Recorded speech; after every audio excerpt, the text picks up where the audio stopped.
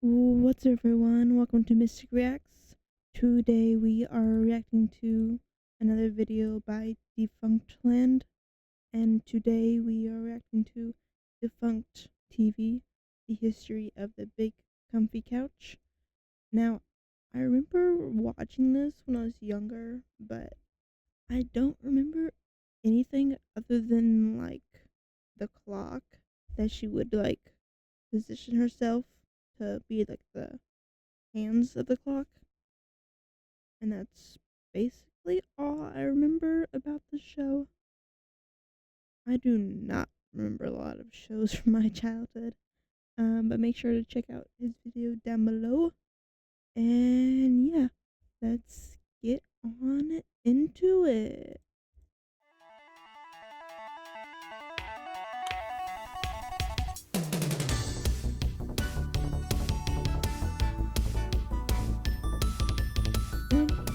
And bum bum, episode 14, Burger King Footloose. In the early 1970s, Toronto residents Ron and Cheryl Wagner moved to a home on Prince Edward Island. The newlyweds, who had recently graduated from university, were flat broke. Cheryl said, quote, "We had a broken down red Volvo, 100 pounds of brown rice, a dog and a cat, I have a Volvo. That's not the point, but I have a case of tuna, a case of ketchup, and $100. The two searched for work to no avail, until Ron heard that the federal government was offering grants to fund new and creative projects. Ron had a great idea, a touring puppet theater. The two had no puppetry experience, but this did not prevent them from submitting their proposal, which was approved. Ron and Cheryl took their now funded puppet show on the road, touring schools and hospitals throughout Prince Edward Island. The puppets primarily educated children on the human body and medicine. Ron's character, Charlie, had cutaway pieces that displayed the functions of lungs, tear ducts, skin grafts, feeding tubes, and hernias. Cheryl performed in these shows with Ron, although she was a shy performer, too timid to even take a bow after performances.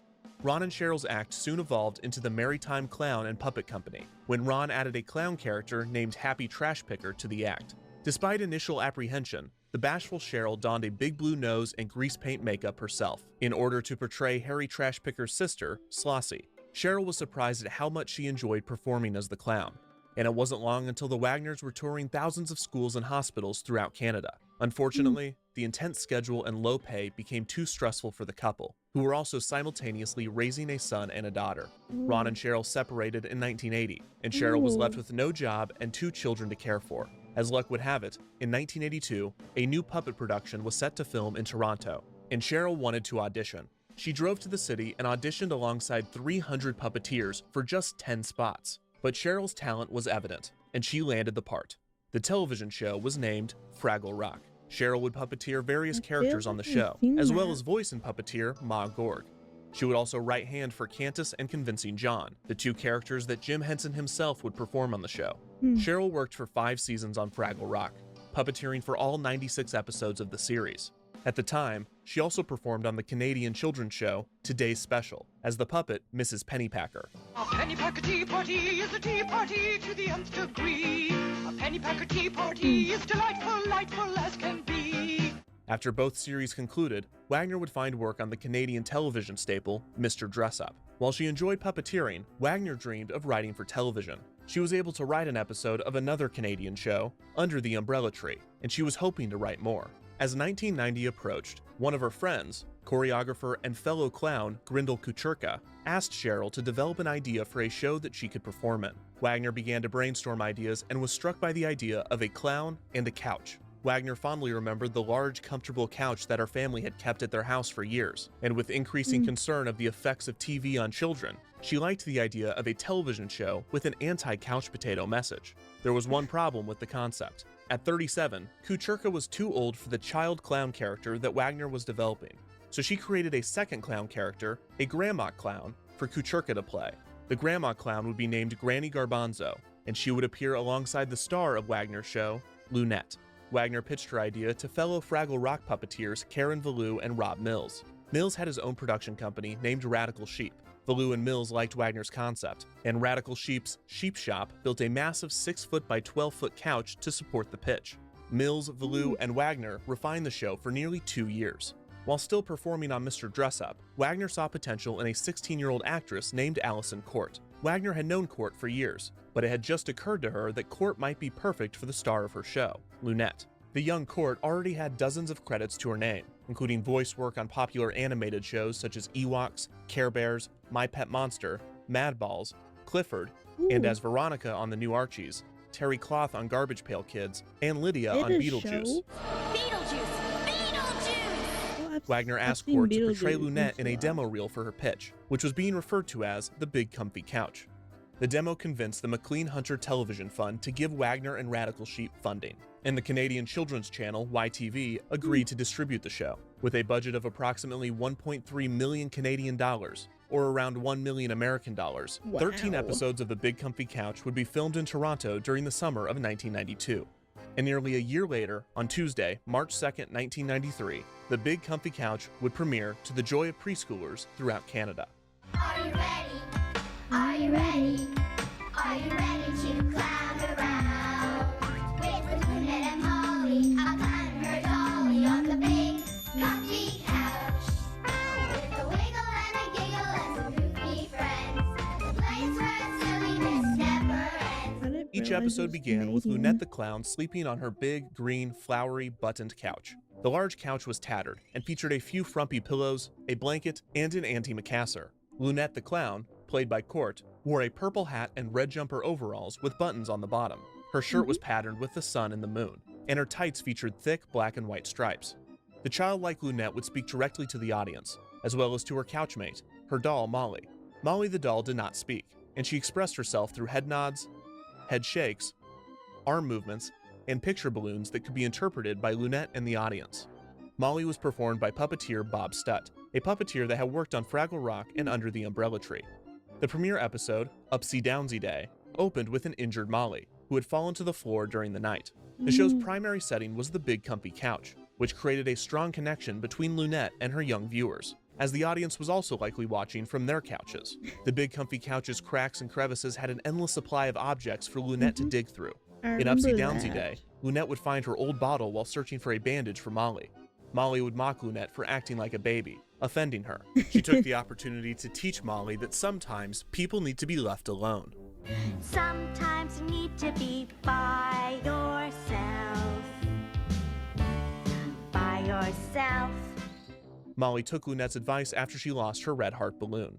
Lunette gave Molly some time to herself, heading off to do her clock stretch, a minute-long stretching segment that would appear in every episode of the show.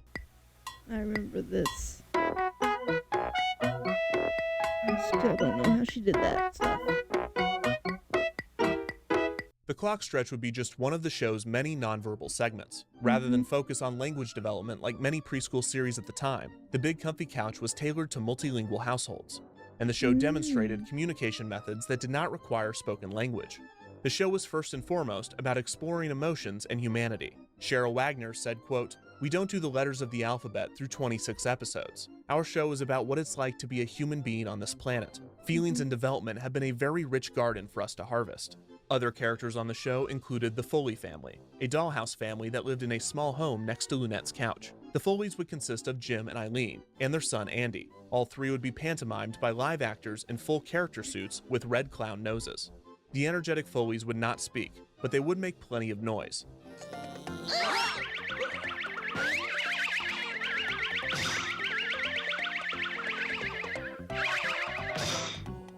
Strange sounds emitted from objects around their house, often requiring the Foleys to determine how to stop the sound. Sometimes the solution was as simple as kicking the noisy item to fix it.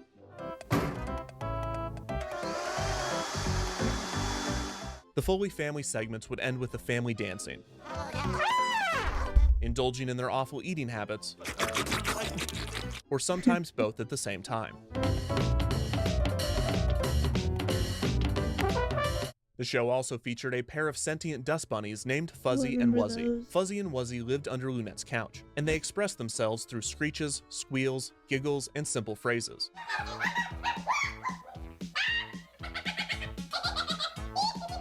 The dust bunnies were often hyper, frantically playing with items that fell off the couch and onto the floor.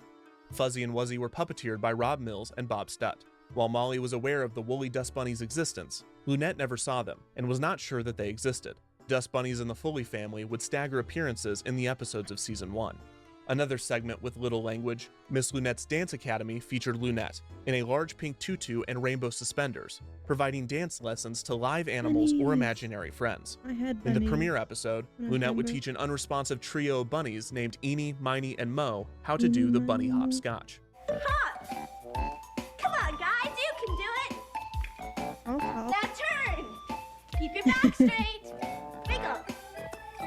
In the episode Pinch to Grow an Inch, Lunette would find the bunny's missing companion, Meanie, and teach him how to do the bunny hopscotch as well. However, Meanie was also uninterested in learning the proper dance moves. You can do it! To the left! Hop! Hop! Hop! Keep your ears straight! The first season's Dance Academy bunny segments would conclude in Ping Pong Polka, where Eenie, Miney, and Mo would resume their dance lesson, again with minimal enthusiasm. Oh, you're so good! Did you see that, guys? Wasn't he good? Oh well. Maybe next time, guys. Meanie would be noticeably absent from the group, and conspiracy-minded viewers believed that the characters of Eenie and Meanie, both smaller white bunnies with black ears, were actually performed by the same animal. Lunette also tried to teach Rover, a white tutu duck, to dance, with similar success. Now waddle! You can do it! The Dance He's doing Academy great. encouraged viewers to rise from the couch and be active, performing activities such as dancing with a streamer, I did pretending to not. play sports, playing the statue game, and dancing three-legged. Although the series was named The Big Comfy Couch, much of the show was intended to encourage activity in its young audience. Cheryl Wagner said, quote, "We thought about calling it Get I Off would the watch Couch, it to but go it to sounded too sleep." authoritarian." Another regularly visited location in Lunette's home was the bathroom. This simple set featured a sink, a toilet, and a bubble bath. Lunette played in the bathtub, taught Molly the proper way to brush her teeth, You have to be sure all around. That's what you say your teeth. and made funny faces in the mirror. The world of the show would be small, with almost 2/3 of every episode taking place inside of Lunette's home, near the couch. In every episode, Lunette would leave the big comfy couch and venture outside to visit her clown friends, Major Bedhead and Granny Garbanzo. In early seasons, Lunette never went further than Granny's home, which was a circus wagon with a teeter-totter and a garden in the yard. Granny was an elderly clown with glasses and gray hair. She wore a red bandana, green sweater, apron, knit gloves, and rubber galoshes. Granny also carried a feather duster, which she would sometimes use on herself or other characters. Granny Garbanzo was played by Grindel Kucherka, with a heavy accent. She referred to Lunette as Lunetka? Lunetka? Oi! Lunetka! and made regular references to the old country. Let me tell you a story about when I was a young girl. Back in the old days. Back in the old country. Granny provided wisdom to Lunette, but she was also played with youthful energy. I do a pretty mean hoochie coochie too. Fred Stinson, who also performed the character of Andy Foley on the show, played the much larger clown, Major Bedhead, the unicycle riding delivery man of Clowntown. Major Bedhead delivered packages daily to Lunette and Granny. Although presumably on the job, Bedhead took the time to chat and play with Lunette and Granny, almost forgetting to deliver their packages. He wore a green striped unitard underneath a pair of hot pink bike shorts and an orange tank top. He had a large red clown afro that stuck out from the slots in his bike helmet. He also wore 2 fanny packs at the same time, one pink and one purple. Aside from unicycling, Bedhead had many traditional clown-related talents, including juggling, stilt walking, and pogo sticking. The majority of Hell yeah. packages delivered by Major Bedhead were from Lunette's globe-trotting aunt, Auntie Macassar. The kind Auntie Macassar sent postcards and presents to Lunette that matched the episode's theme. In the second season episode Feast of Fools, Auntie Macassar surprised everyone by mailing herself. The character of Auntie Macassar was played by Tabora Johnson, and the name Auntie Macassar was a pun on the word anti-macassar. The character of Auntie Macassar was similar to that of Uncle Traveling Matt from Fraggle Rock. Other recurring segments of the show included the alphabet game, where Lunette appeared in front of a large toy block with a letter on it. She imitated the shape of the letter with her body and encouraged the audience to guess the letter of the day. Lunette also read storybooks in nearly every episode. She donned oversized glasses to read the stories to Molly and the audience. The stories were illustrated by Karen Ballou and would feature morals relevant to the episode. In some stories, Lunette appeared as a character in the I book images remember through the that use of one. green screen. One of the most appreciated segments of the series, at least by parents, was the 10-second tidy. Another segment designed to get the preschool audience off the couch. The 10-second tidy modeled accountability by having Lunette clean up after herself. At the end of each episode, Lunette or Molly looked in front of the couch and realized that a giant mess had been made. She would then initiate the 10-second tidy and race to pick up all the items she played with earlier in the show.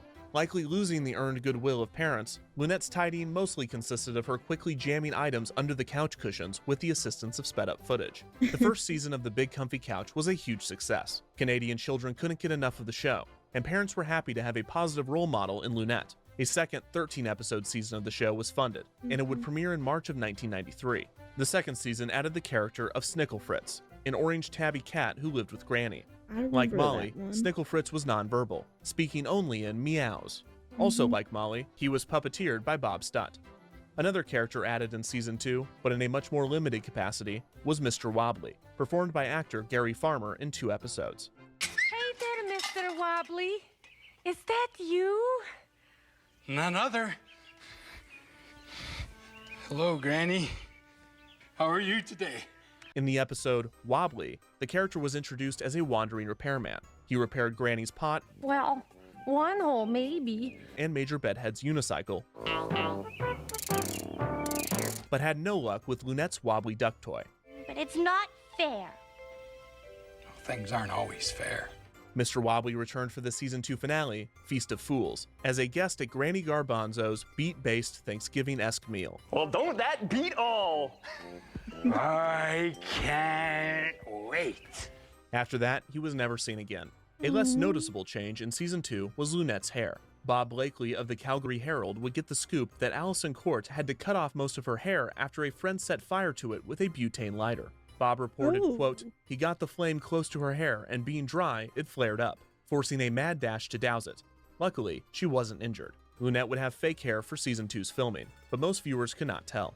The Big Comfy Couch continued to be a success, and Seasons 3 and 4 were greenlit, premiering in 1994 and 1995 respectively. The show maintained a relatively small budget, with each episode costing around $100,000 to produce. The series continued to explore themes of social and emotional development. One ambitious episode of Season 4 would attempt to answer the age-old question, where do clowns come from? In this episode, Lunette becomes concerned when she realizes she doesn't know where she is from. I don't know where I come from. Oh. Oh! Oh my, that's important. Very important. Granny Garbanzo explains to Lunette about how clowns come to be. Long ago, before last Thursday, a traveling circus would come to town to fill people's hearts with laughter. The laughter formed magical bubbles that made the world feel light and bouncy. After a successful circus show, all of the clowns then got together to have a secret circus, where they did their best tricks to make each other laugh. As the clowns laughed, magical laughing gas bubbled up until the circus tent floated to the sky. Then, when the clowns weren't paying attention, a baby clown floated down into the secret circus, and all of the clowns accepted the baby as one of their own. So there, that's where clowns come from. In 1995, the Big Comfy Couch's success in Canada caught the eye of United States broadcasters. Radical Sheep would strike a deal with the Public Broadcasting Service, and in January of 1995, the Big Comfy Couch would broadcast on PBS channels across the United States. The show proved to be a hit in the States as well, and merchandise of the Big Comfy Couch, including books, toys, games, and dolls, were manufactured. In March of 1995, the series was honored for excellence in Canadian television with a Gemini Award for Best Children's Program. Time Life used the program to launch its line of Time Life Kids videotapes, and in addition to sales, Time Life would send 20,000 VHS cassette tapes to daycare centers across the U.S. The show's success also led to discussions of an animated series based on the show, and even a Big Comfy Couch feature film. Despite this, the show would lose funding after its 5th season, which would premiere in 1996. This season would bring the total amount of episodes to 65. In one notable Season 5 episode, Don't Tell, Lunette discovered the dust bunnies for the first time. She found Fuzzy, or possibly Wuzzy, in a feathered boa that had fallen to the floor. Lunette assumed that the dust bunny was some kind of toy, and placed it in the Foley's dollhouse, causing the first Foley family dust bunny crossover.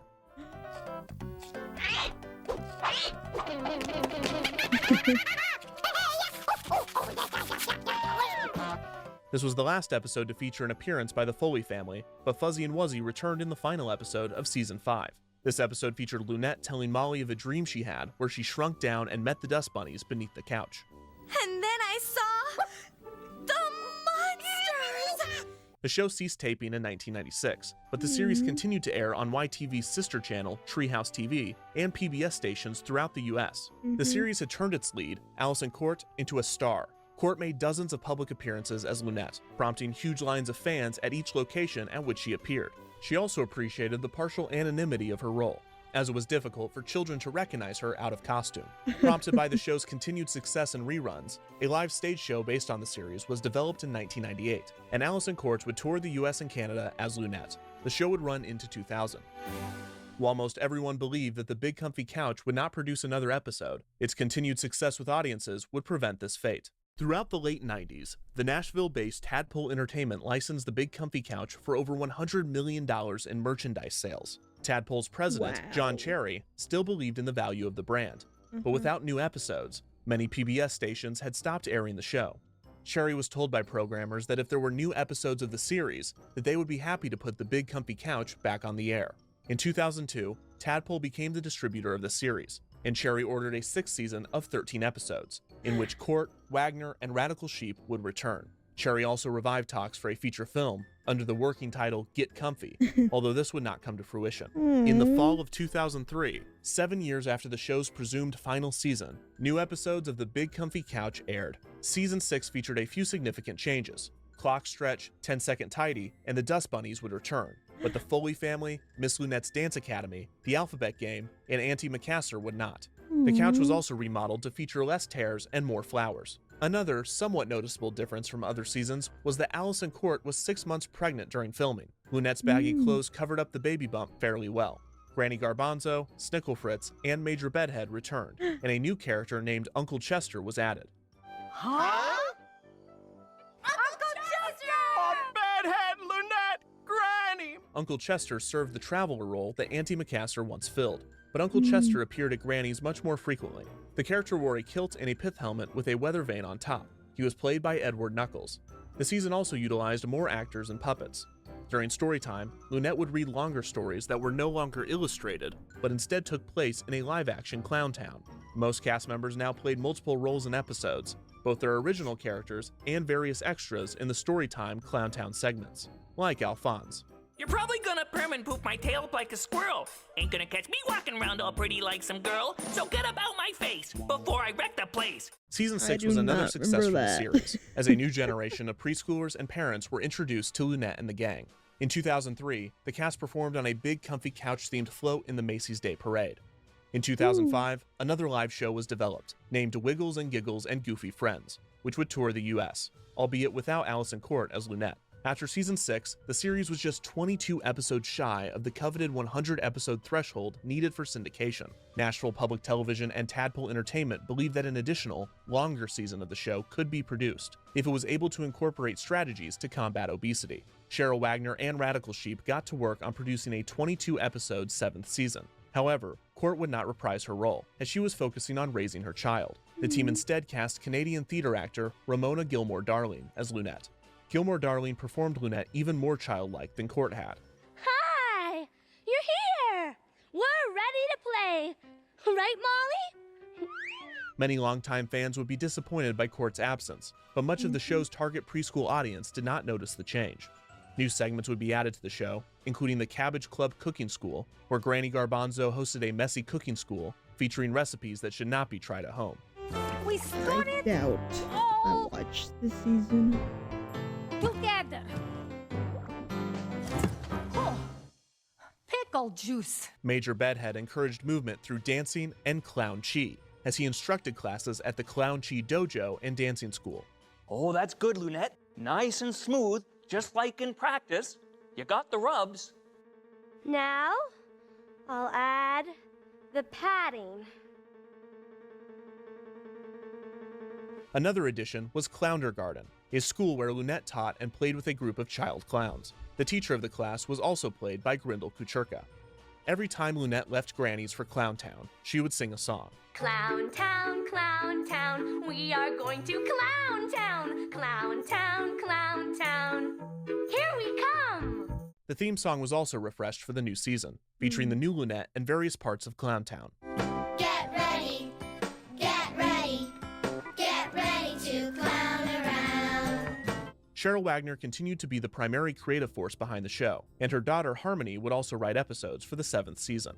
As expected, Season 7 would be the final season of The Big Comfy Couch, airing in the summer of 2006. This brought the show to exactly 100 episodes. However, the show would be far from forgotten by its audience and its producers. All episodes of The Big Comfy Couch are available on streaming services, including some official releases on YouTube. And in 2015 and 2016, Radical Sheep would release a number of child-friendly apps, featuring characters and familiar segments from the show. In October of 2016, a trend of creepy clown sightings throughout the US prompted an unexpected reprisal of the Big Comfy Couch's main character, with Allison Court donning the Lunette costume once more for a sketch on the Canadian comedy series This Hour Has 22 Minutes. In the segment, Lunette defended clowns, claiming that they are not something to be afraid of. Court's reprisal of Lunette surprised the Big Comfy Couch fans that had been watching her play the character since 1992. Everybody dies! The Big Comfy Couch was a low-budget show with humble beginnings, but its big heart and talented cast and crew turned it into a children's television institution. It taught generations of children throughout the 90s and early 2000s how to explore their emotions and be active. More than anything, according to Wagner, The Big Comfy Couch taught families how to, quote, have fun. The lyrics of the theme song say it all. With a wiggle and a giggle and some goofy friends, clown around on the Big Comfy Couch.